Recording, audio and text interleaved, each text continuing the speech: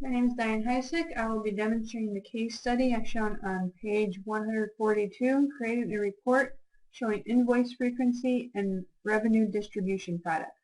That's a picture of the Chicago skyline from a recent trip. To start this off, I go into the data, select the cell in the data, go to Insert, Pivot Table, click OK. Then for this pivot table, I'm going to use product description, sales amount, and for filters I want region and I want market. Okay, and I'm going to start off by formatting the sales amount column. I want to change it to a currency.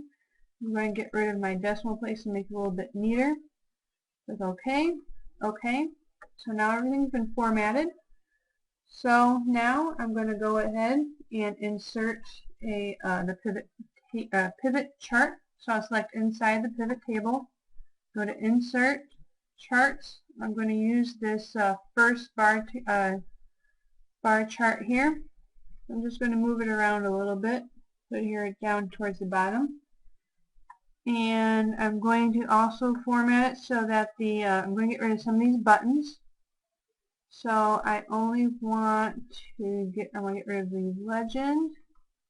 I want to get rid of the access, and I'm going to get rid of the value. So I'm just going to leave the region and the market buttons there.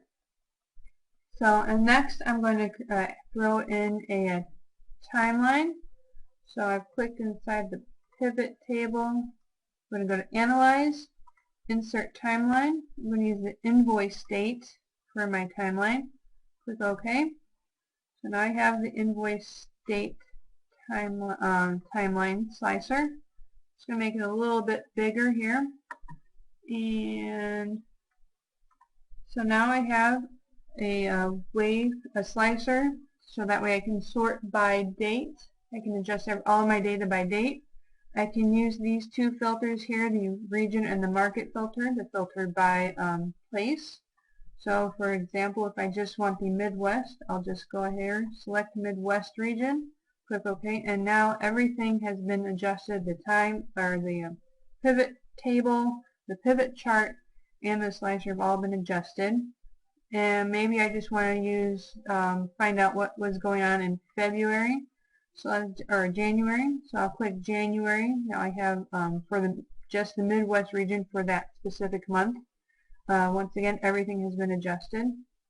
If I can just go ahead and clear all of these filters here.